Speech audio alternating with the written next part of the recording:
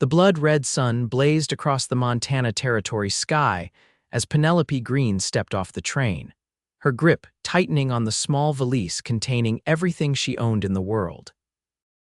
It was 1879, and the mining town of Silver Creek represented her last hope for a new beginning far from the Boston finishing school that had expelled her for inappropriate intellectual curiosity, and farther still from the father who had disowned her for the same.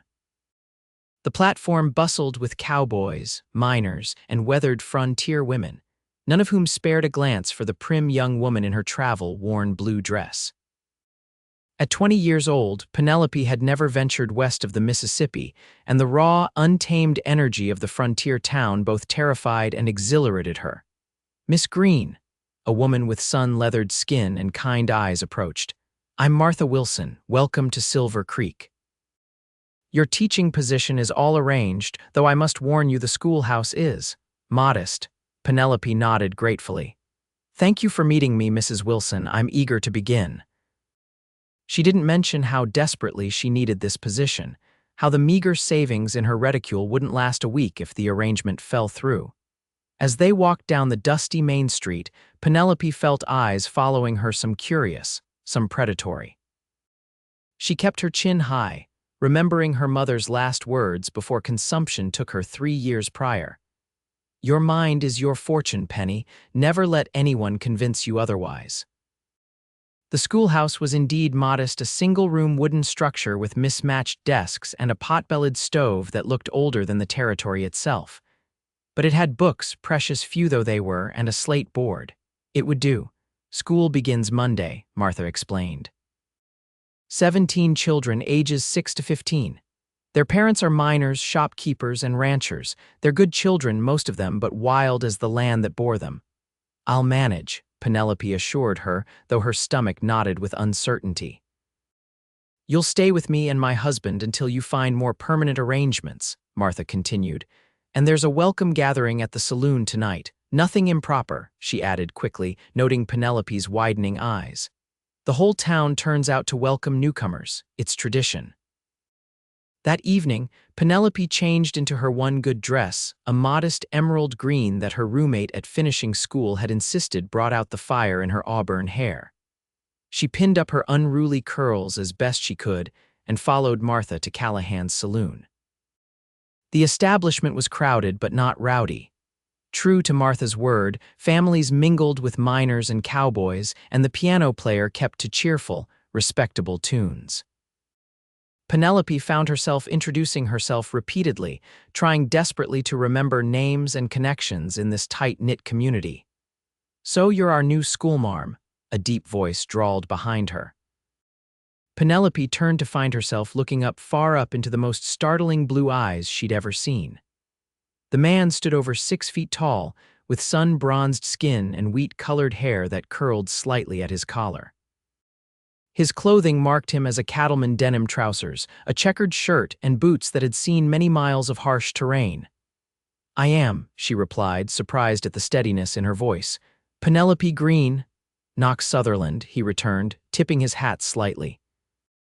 "I run the Double S Ranch about 10 miles out of town. My little brother Tommy will be one of your students." "I look forward to meeting him," she said politely, though she found it difficult to maintain eye contact with this man. Something about his direct gaze unsettled her. "He's a handful," Knox warned, a smile playing at the corners of his mouth. "Smart as a whip but wild as a Mustang. Our ma passed when he was just 5, and I'm afraid I haven't done the best job civilizing him. Children need guidance, not civilization, mister." "Sutherland," Penelope replied before she could stop herself. Instead of taking offense, Knox laughed, a rich, genuine sound that drew the eyes of several nearby women. "You might be just what this town needs, Miss Greene, someone who speaks her mind." The conversation continued, and Penelope found herself strangely comfortable with this tall cowboy. He asked about her journey west, listened intently to her answers, and seemed genuinely interested in her ideas about education. Not once did he comment on her appearance or make the sort of suggestive remarks she'd grown accustomed to deflecting from men in Boston. As the evening wound down, Knox offered to walk her back to the Wilsons' home.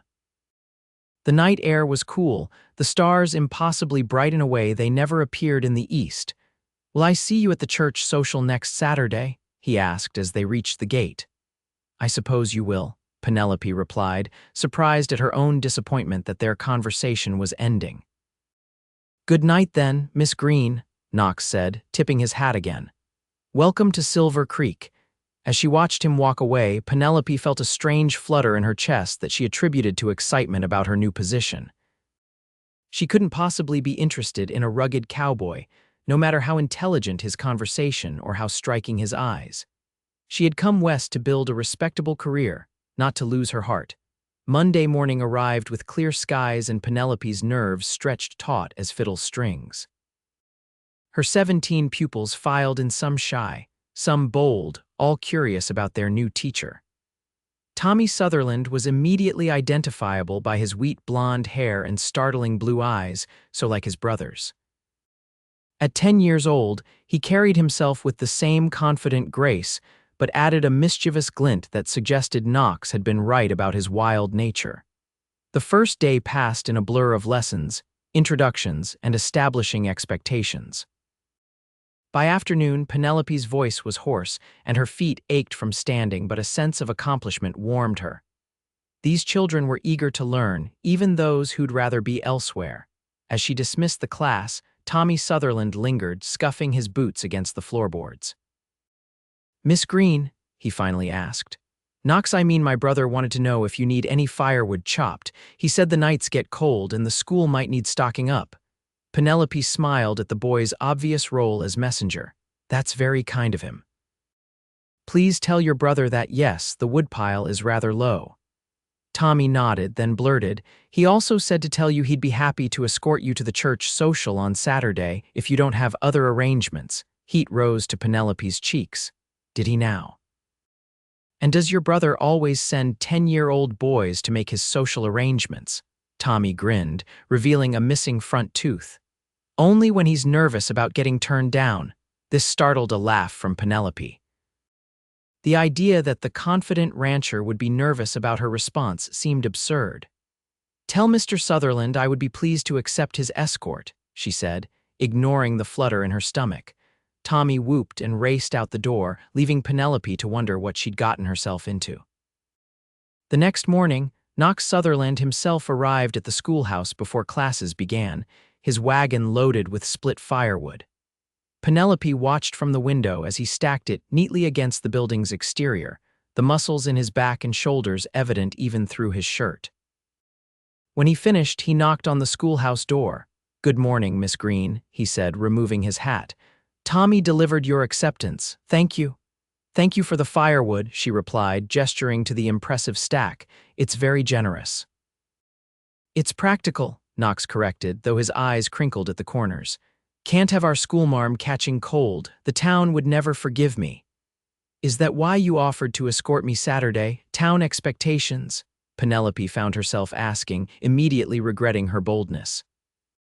Knox studied her face for a long moment. "No, madam, that was purely selfish on my part." Before she could formulate a response, he tipped his hat and strode back to his wagon, leaving Penelope staring after him, her heart beating a staccato rhythm against her ribs. The week passed in a flurry of lessons and adjustments to frontier life. Penelope discovered that her Eastern education had prepared her for Latin declensions, but not for consoling a child whose pet rabbit had been taken by a coyote, or explaining why regular bathing was important even in a town where water was precious. She learned which families were struggling with the harsh realities of frontier life and which children needed extra attention. By Saturday, she'd settled into a routine and earned the respect of both students and parents. When Knox arrived at the Wilsons' home that evening, dressed in clean clothes with his hair slicked back, Penelope felt an unexpected surge of pride at being escorted by him. The church social was a lively affair, with fiddle music, homemade pies, and dancing. Knox introduced Penelope to ranchers and their wives from outlying properties, always with a respectful hand at the small of her back. When he asked her to dance, she hesitated only briefly before accepting. "I should warn you," she said as he led her to the dance floor, I've never done anything but formal waltzes at finishing school. Then I'll teach you, Knox replied, taking her hand. Dancing out here is less about rules and more about joy. As they moved to the lively fiddle tune, Penelope stepped on his feet twice, then dissolved into laughter. I'm hopeless. You're perfect, Knox returned, the words simple but his expression complex. Just follow my lead and feel the music. By the third dance, Penelope had found her rhythm, twirling and stepping in time with Knox's sure movements. She felt lighter than she had in years, unburdened by the expectations that had followed her since childhood. As they walked home under the star-filled sky, Knox spoke of his ranch, his dreams of expanding his herd, and the challenges of raising Tommy alone. Penelope found herself sharing her own story, her love of learning, her clashes with her conservative father, and her determination to make a life on her own terms. At the Wilsons' gate, Knox took her hand. I've enjoyed this evening, Miss Greene, as have I, Mr. Sutherland, she replied, suddenly shy. Would it be too forward to ask if I might call on you tomorrow, perhaps a Sunday ride to show you some of the countryside? Penelope hesitated. Such an outing would signal to the town that she was being courted and she'd been in Silver Creek barely a week. But the thought of spending more time with Knox was too tempting to resist. I would like that, she said finally. His smile lit his entire face. I'll come by after church, around 1 o'clock. Sunday's ride revealed a Montana landscape of breathtaking beauty. Knox pointed out landmarks and shared stories of the area's history as they rode side by side on horses from his ranch. Penelope had ridden in Boston's parks, but never with such freedom, and she reveled in the wind in her hair and the endless sky above. They stopped for a simple picnic beside a clear stream, where Knox asked about her teaching and listened attentively to her plans for the school. His respect for her intellect was as refreshing as the mountain air. Most men find educated women intimidating, Penelope admitted as they packed up their picnic. Knox looked thoughtful. Most men are fools, then. A sharp mind is a gift. Why would anyone want a dull companion for life? The weeks that followed fell into a pleasant pattern. Knox called on Penelope regularly, always respectful of her position as the town's teacher. They attended socials together, rode on Sundays, and occasionally shared supper at the local hotel restaurant. Tommy, initially suspicious of his brother's interest in his teacher, gradually warmed to Penelope, especially when she introduced him to adventure novels that channeled his restless energy into reading. As October painted the countryside in golds and reds, Penelope realized with a start that she was falling in love with Knox Sutherland. The realization both thrilled and terrified her. She had come west to establish herself as an independent woman, not to lose her heart to a cowboy, no matter how kind or intelligent. The situation came to a head during the harvest festival. The entire town gathered for feasting, games, and dancing. Knox had been busy with fall cattle sales but promised to attend. When he arrived late, his eyes sought Penelope immediately, a smile breaking across his face when he found her. I was beginning to think you wouldn't come, she said as he approached. Wild horses couldn't keep me away, he replied, taking her hand. May I have this dance? As they whirled around the floor, Penelope felt the eyes of the townspeople on them. Martha Wilson had hinted that folks were expecting an announcement soon, and the thought made Penelope's stomach knot with anxiety. She cared deeply for Knox, but marriage would mean surrendering the independence she'd fought so hard to achieve. After the dance, Knox led her outside where the autumn night was crisp and clear. They walked in comfortable silence until they reached a bench beneath an old oak tree. Penny, Knox began, using the nickname he'd adopted in recent weeks. I've been doing a lot of thinking. Her heart raced. About what? About us, about the future. He took her hands in his. I care for you more than I've ever cared for anyone. These past months have been the happiest of my life. Mine too, she admitted softly, but I see something in your eyes, sometimes worry, fear. I want you to know that I understand what your independence means to you. I would never ask you to give up teaching or your dreams. Penelope's eyes widened. Most men expect their wives to focus solely on home and family. I'm not most men, Knox replied simply, and you're not most women. That's why we fit together so well." Tears pricked at Penelope's eyes. "Knox, I'm not proposing," he said quickly. "Not yet. I just want you to know that if that day comes, it won't be because I want to change you. It will be because I love exactly who you are." Relief and something like disappointment mingled in Penelope's chest. "Thank you for understanding." Knox reached out, brushing a strand of hair from her face. "May I kiss you, Penny?" her breath caught. Despite her 20 years, despite her independent spirit and education, Penelope had never been kissed. She nodded, unable to form words. Knox leaned forward, his lips meeting hers with gentle pressure. Penelope froze, unsure how to respond, her inexperience painfully evident. After a moment, Knox pulled back, his expression concerned. "I'm sorry," she whispered, mortified. That is, I don't know how." Understanding dawned in his eyes. "That was your first kiss," she nodded miserably. "It was shy and broken, just like me." Knox cupped her face in his hands, his touch reverent. "You are not broken, Penelope Greene, you are perfect, and as for being shy..." His eyes softened. "Then I'll spend forever teaching you love if you'll let me." This time when he kissed her, Penelope allowed herself to feel rather than think. Her lips softened beneath his, and her hands found their way to his shoulders. The kiss deepened, igniting something warm and wonderful in her core. When they finally parted, both were breathless. "You're a quick study, Miss Greene," Knox murmured, his forehead resting against hers. "I've always been an eager learner, Mr. Sutherland," she replied, surprising herself with her boldness. The winter of 1879 brought heavy snows to Silver Creek. The schoolhouse was often frigid despite the roaring fire, and Penelope worried about her students trudging through deep drifts. Knox helped by organizing a system where ranch hands took turns clearing paths to the school and keeping the woodpiles stocked. Their courtship continued through the cold months, with Knox braving blizzards to visit Penelope at the boarding house where she'd taken a room. They spent evenings playing chess, reading aloud to each other, and discussing everything from cattle breeding to Greek philosophy. With each conversation, each shared laugh, each stolen kiss, Penelope's heart opened further. When Christmas arrived, Knox invited Penelope and the Wilsons to the Double S for dinner. The ranch house was modest but comfortable, decorated with pine boughs and handmade ornaments. Tommy proudly showed Penelope the improvements they'd made since her last visit: new curtains, bookshelves Knox had built, a proper study space for Tommy's schoolwork. After dinner, while the others chatted by the fire, Knox led Penelope to the barn, where he presented her with a beautiful bay mare. "Her name is Athena," he said, watching Penelope's face light up as she stroked the horse's velvet nose. "I thought our Sunday rides would be more enjoyable if you had your own mount." "Knox, she's magnificent, but I can't accept such an expensive gift," Penelope protested. "She's not just a gift," Knox explained. "She's a promise.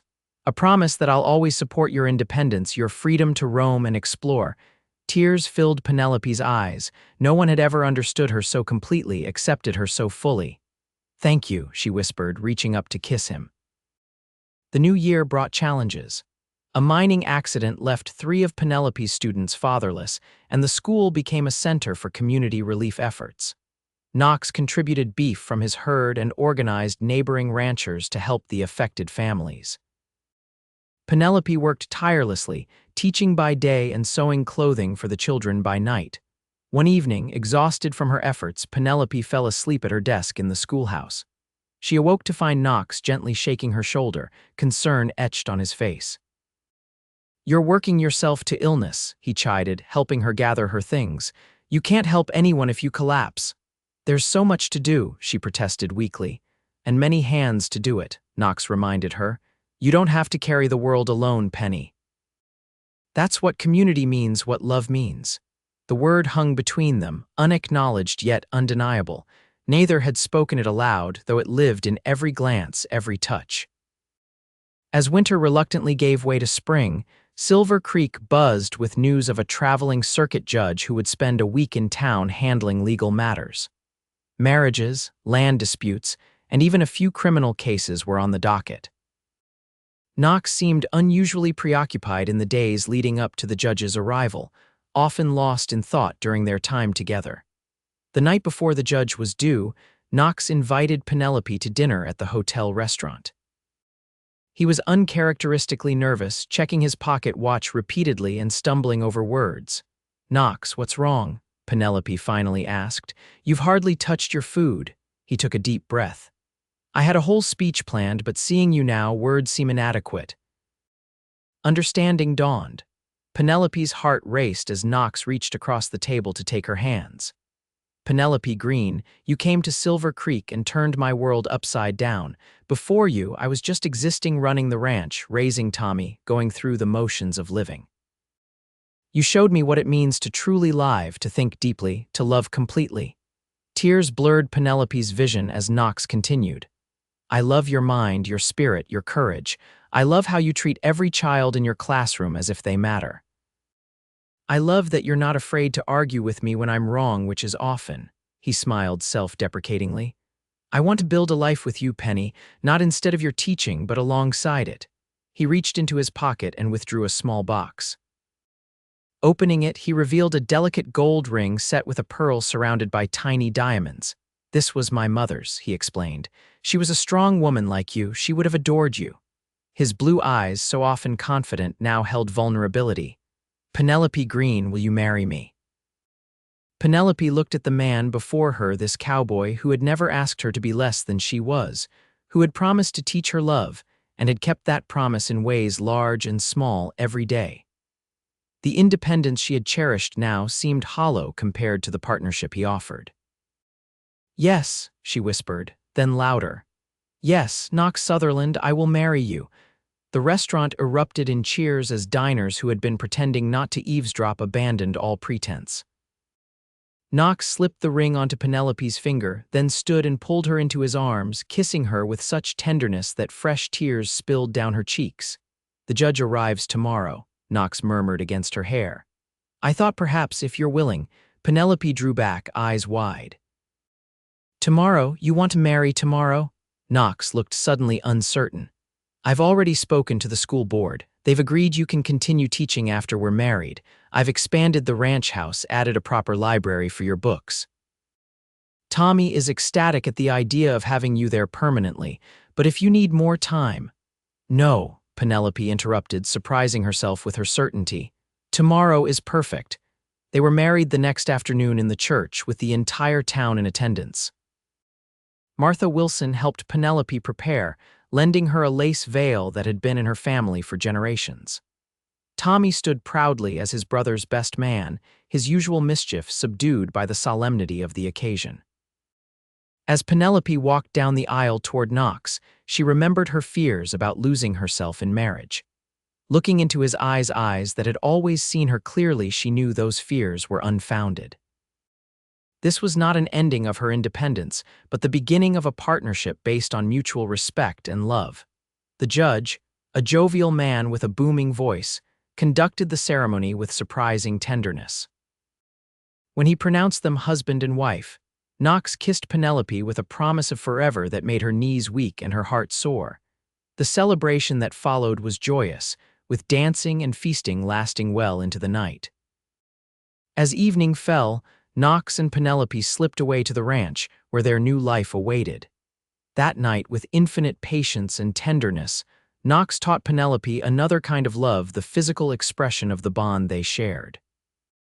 Her initial nervousness dissolved under his gentle guidance, and she discovered a passion within herself that matched his own. As they lay together afterward, Penelope's head on Knox's chest, she marveled at the journey that had brought her to this moment. "When I came west, I was looking for independence," she murmured. "I never expected to find love." Knox's fingers traced patterns on her bare shoulder.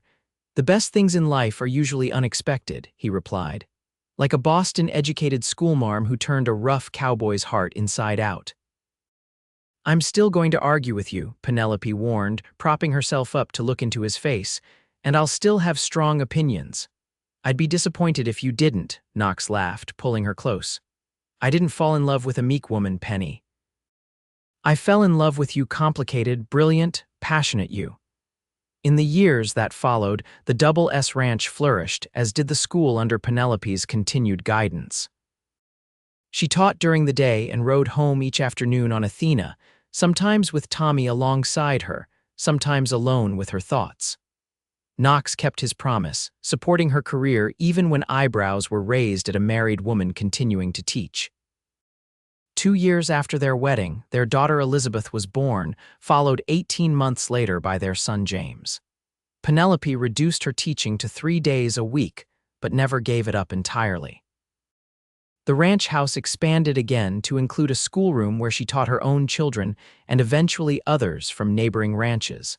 On their 5th anniversary, Knox surprised Penelope with a trip to Boston. She showed him the places of her youth, introduced him to the few family members who still acknowledged her, and watched with pride as he charmed even the stuffiest Boston society matrons with his genuine warmth and intelligence. As they sailed back west, standing on the deck of the steamship with the vast American landscape spreading before them, Knox wrapped his arms around Penelope from behind. "Any regrets?" he asked, his chin resting on top of her head. Penelope turned in his embrace, studying the face that had become as familiar as her own, the laugh lines around his eyes deeper now, a touch of silver at his temples, but those blue eyes still bright with love and mischief. "Not one," she replied truthfully. That shy, broken kiss led to the greatest adventure of my life. Knox's smile was tender as he brushed his lips against hers. "And the adventure is just beginning, Mrs. Sutherland, just beginning." As the sun set behind them, painting the sky in colors no Eastern artist could capture, Penelope thought of the frightened young woman who had stepped off the train in Silver Creek all those years ago. How little she had known then about the capacity of her own heart, about the way love could expand rather than constrict a person's world. Knox had promised to spend forever teaching her love. With each day, each year, that promise was fulfilled in ways neither of them could have imagined, not just in passion or romance, but in partnership, respect, and the shared joy of building a life together on the wild frontier they both now called home.